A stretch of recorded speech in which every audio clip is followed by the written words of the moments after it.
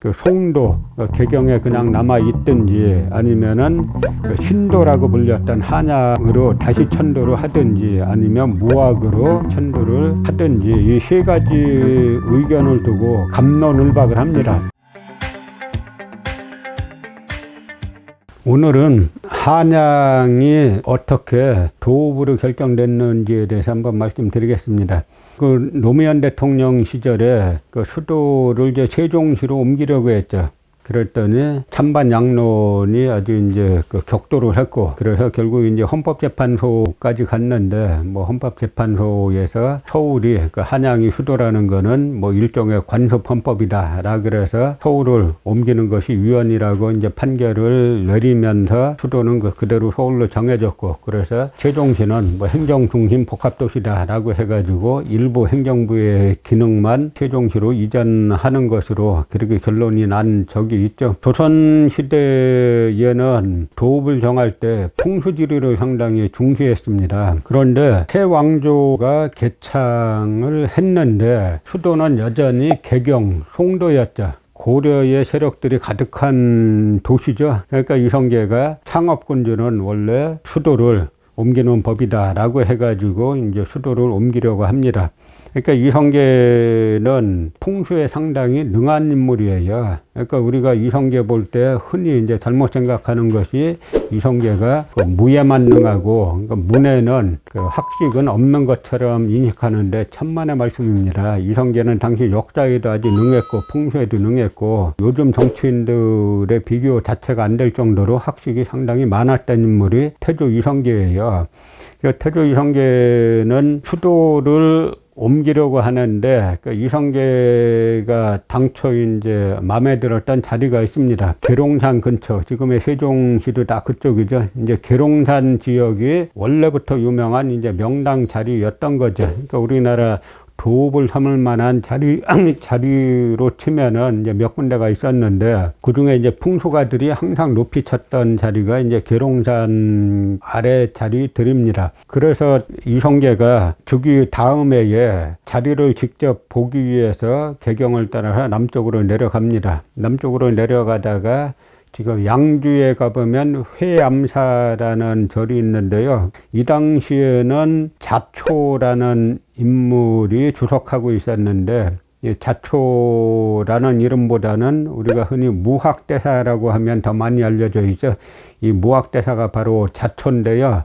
이성계의 왕사이기도 합니다. 그러니까 이성계가 회암사를 지날 때 자초대사도 같이 가자고 모셔라라고 해가지고 자초도 같이 오는 겁니다. 같이 내려와서 계룡산에 올라가서 보니까 이성계가 아주 마음에 들었어요. 그 이성계가 이 자리로 계룡산 아래로 정하자라고 해서 여러 지시를 내리면서 자초에게 물어봤더니 자초는 별로 그 대답이 없어요. 그러니까 자초는 그 계룡산 자락이 별로 마음에 안 든 겁니다. 자초는 오히려 한양 지역을 더 마음에 들어 했던 이제 그런 이제 풍수의 대가였죠. 그러다가 이성계가 어쨌든 그 계룡산 지역에 마음에 들었으니까 그쪽 지역에 그 사방에서 그 물잔이 들어와야 되고 물길도 트고 하는 그런 공사들을 하고 있는데, 이때 그 다음 해에 하륜이라는 인물이 상소를 올려가지고 계룡산 저기는 안 됩니다. 반대를 하게 되죠. 그러니까 하륜이라는 인물은 그 풍수에 또 아주 능했던 인물이에요. 그러니까 조선이란 나라에서는 벼슬을 하려면 사서오경하는 유학경전 말할 것도 없고, 그 역사서는 중국과 우리나라의 역사에 밝은 건 말할 것도 없고 풍수도 상당히 그 능해야 됩니다. 능한 사람들이 많이 있었어요. 그래서 하륜이 반대를 하고 나옵니다. 이제 반대하고 나오는 이유가 뭐냐면, 첫 번째는 도읍지는 나라의 중심에 있어야 되는데 이 계룡산은 서남 쪽으로 치우쳐 있는 땅이다 라고 하는 이야기를 하나 하고요. 또 하나는 저 계룡산은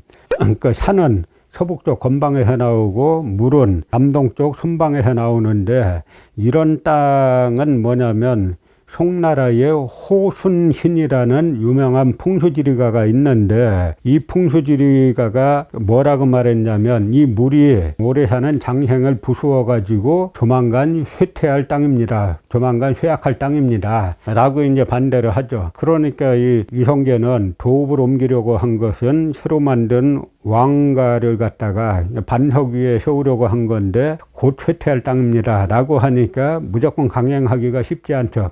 그래서 풍수가들에게 쭉 조사를 시켰더니 호순신의 말이 맞습니다. 하륜의 말이 맞습니다. 라고 해가지고 이 중단이 됐습니다.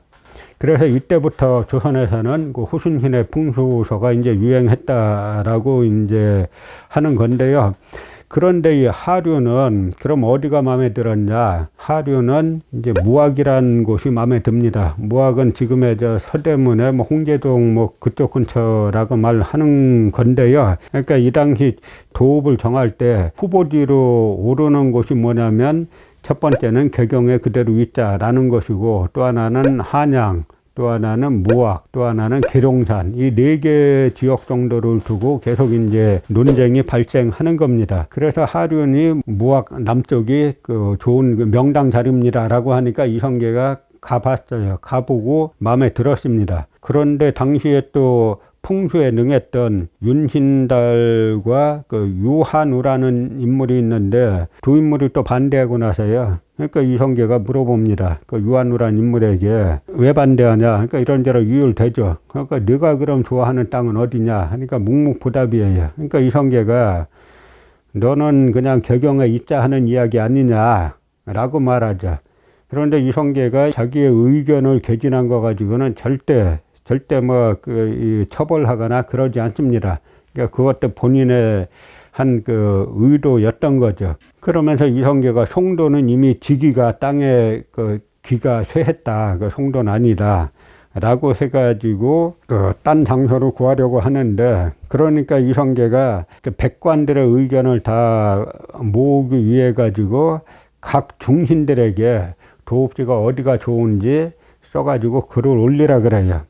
그러니까 이성계가 궁금했던 것은 정도전의 의견이죠. 그러니까 정도전도 글을 올렸는데, 정도전의 견해는 뭐냐면 풍수가 중요한 것이 아니라 보다 중요한 거는 정치를 얼마나 잘하냐 못하느냐, 이거에 따라서 왕조가 오래가고 단명하고 하는 겁니다. 라고 하는 것이 정도전 말의 요체죠. 그런데 어쨌든 이 당시에 여러 갑론을박 하다가 결국에는 마지막에 이제 남은 것이 부소라고 불렸던 개경과 남경이라고 불렸던 한양이 남게 되죠. 그래서 개경에 그대로 있을 거냐, 한양으로 천도할 거냐라고 하다가 이성계가 한양으로 천도하자라고 해서 이성계 제2 4년에 한양으로 이제 천도를 한 겁니다.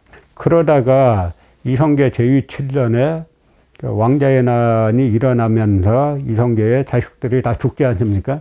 그러니까 이성계가 이 한양이 땅이 좋은 줄 알았더니 여기 와봤더니 자기 사랑하던 아들들이 다 죽었다라고 해갖고 별로 좋은 땅이 아니다라고 생각하는 거죠. 또 정종도 이렇게 보니까 별로 한양이 좋은 땅이 아니다라고 해가지고 정종이 다시 이제 한양에서 그 제2 1년에 송도, 개경으로 다시 천도를 한 겁니다. 그러다 개경에서도 또 왕자의 난이 또 일어났잖아요. 그러니까 한양에서도 왕자의 난이 일어나고 개경에서도 왕자의 난이 일어나고 뭐 그러다 보니까 새롭게 도읍을 정하자라고 하는 의견이 이제 일어나는데, 결국은 이제 태종이 즉위하고 난 다음에 도읍을 새로 정해야 됩니다라고 하는 의견이 계속 일어나요.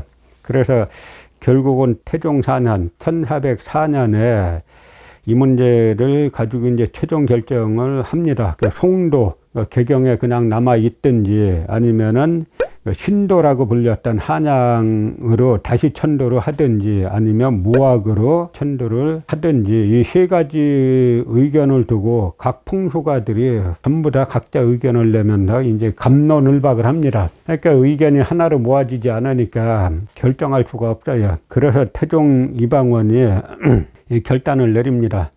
그 척전을 하자. 척은 던지는 걸 척이라고 하는데요. 척전이니까 동전을 던지는 겁니다. 그 동전을 던져가지고 결정을 하자.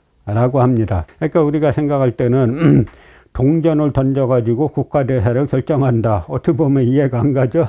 근데 어떻게 보면 이게 더 합리적일 수가 있어요. 이 송도와 한양과 무학에 대해서 의견들이 다 제각각이기 때문에 뭐를 결정해도 승복을 안 합니다. 그러니까 이 척전이라는 것은 이제 종묘에 나가서 목욕 재개를 하고 그다음에 선왕의 혼령들 앞에서 이제 쟁반 위에다가 동전을 던지는 건데요. 동전을 3개를 던지는 거예요. 그래서 그 3개를 던져가지고 뒷면이 하나 나오고 앞면이 2개가 나오면 이걸 단이라고 해가지고 막대기, 작대기 하나를 칩니다. 그 다음에 동전을 던져서 뒷면이 2개 나오고 앞면이 하나가 나오면 탁이라고 해가지고 막대기 2개를 쳐요. 그리고 뒷면만 3개 다 나오면 이걸 중이라 그럽니다. 중. 그리고 앞면만 3개 다 나오면 이걸 순수하다 할 때의 이 순자로 치죠. 그래서 요거 나온 걸 갖다가 3번씩 던져가지고 나온 걸 갖다 각자 궤를 만들어가지고 그 궤를 가지고 기라냐 흉하냐 이걸 따져가지고 결정을 하는 건데요. 그래서 태종 4년에 이 척전을 했는데 3번을 던졌더니 한양이 길하다가 2개가 나오고 흉하다가 하나 나왔고 나머지 2지역은 송도와 무학은 길하다가 하나 나왔고 흉하다가 2개가 나왔기 때문에 한양으로 결정한 겁니다. 그러면 이방원이 이런 말을 해요. 뭐냐면 척전이 이렇게 나와가지고 한양으로 도읍을 결정하지만 훗날 누군가 반드시 이 무학을 도읍으로 결정할 사람이 있을 것이다. 이런 말을 해요. 그러니까 이거는 이방원은 자기 마음에는 무학이 들었다는 거죠. 그러니까 이 점에서 우리가 이방원을 갖다가 뭐 왕자의 난 일으키고 정도전을 죽이고 뭐 해가지고 상당히 독단적인 인물로 알려져 있는데 그런 인물이 아니었던 거죠. 당시 이방원은 1, 2차 왕자의 난을 일으켜서 다 승리를 했기 때문에 왕권이 상당히 높이 올라가 있었습니다. 이때 송도와 한양과 무학이 갈릴 때 이방원이 왕명으로 결정한다라고 해서 무학으로 결정해도 반발할 사람은 없어요. 그런데 그렇게 안 했다는 거죠. 어쨌든 이런 국가 중요 대사를 결정할 때 왕이나 권신들이 독단적으로 하지 않고 모든 의견을 다 이야기하게 하고 그래도 의견이 모아지지 않으면 결국은 선왕들의 혼령과 하늘의 뜻을 따르는 방식을 택했다라고 하는 점에서 오히려 지금보다 훨씬 더 민주적이고 합리적인 방식이 아닌가 그렇게 생각을 합니다.